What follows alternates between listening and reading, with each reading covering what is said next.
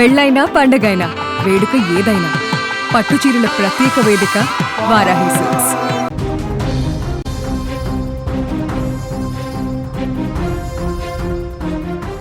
తెలుగు రాష్ట్రాల ప్రజలకు వాతావరణ శాఖ గుడ్ న్యూస్ చెప్పింది.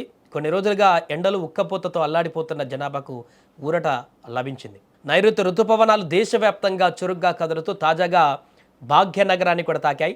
హైదరాబాద్తో పాటు ఏపీ, తెలంగాణలోని పలు ప్రాంతాలలోకి కూడా ఇవి ప్రవేశించినట్టు భారత వాతావరణ శాఖ అధికారికంగా ప్రకటించింది. మరి వచ్చే 4-5 రోజులలో వాతావరణం ఎలా ఉండబోతుంది, ఏ జిల్లాలలో వర్షాలు పడనున్నాయి, పూర్తిగా తెలుసుకునేటువంటి ప్రయత్నం చేద్దాం. నైరుతి రుతుపవనాలు దేశవ్యాప్తంగా చురుగ్గా పురోగమిస్తున్నాయి. ఇవి తాజాగా తెలంగాణ రాజధాని హైదరాబాద్లోకి ప్రవేశించినట్లుగా భారత వాతావరణ శాఖ వెల్లడించింది. రానున్న 4-5 రోజులలో తెలంగాణ, ఆంధ్రప్రదేశ్లోని మిగిలిన ప్రాంతాలన్నిటికీ రుతుపవనాలు విస్తరించడానికి పరిస్థితులు చాలా సానుకూలంగా ఉన్నాయని పేర్కొంది. భారత వాతావరణ శాఖ విడుదల చేసిన తాజా బులెటిన్ ప్రకారం రుతుపవనాల ఉత్తర సరిహద్దు అంటే నార్థన్ లిమిట్ ఆఫ్ మాన్సూన్ ప్రస్తుతం చాలా చురుగ్గా ముందుకు సాగుతుంది. ఆదివారం నాటికి ఇవి మహారాష్ట్రలోని హర్నై, సోలాపూర్ మీదుగా ప్రయాణిస్తూ తెలంగాణలోని హైదరాబాద్, భద్రాద్రి కొత్తగూడెం వరకు విస్తరించాయి. అలాగే ఆంధ్రప్రదేశ్లోని కళింగపట్నం వరకు కూడా ఇవి ప్రవేశించాయి. అక్కడి నుంచి పారాదీప్, బరిపడ, ధన్బాద్ మీదుగా ముజఫర్పూర్ వరకు ఈ రుతుపవనాల విస్తరణ కొనసాగుతుంది. అంటే తెలుగు రాష్ట్రాలలోని ప్రధాన నగరాలను రుతుపవనాలు ఇప్పటికీ కవర్ చేసేశాయి. అయితే అసలు ట్విస్ట్ ఏంటంటే ఇది కేవలం ప్రారంభం మాత్రమే. రానున్న 4-5 రోజులలో వాతావరణ పరిస్థితులు మరింత సానుకూలంగా మారనున్నాయి.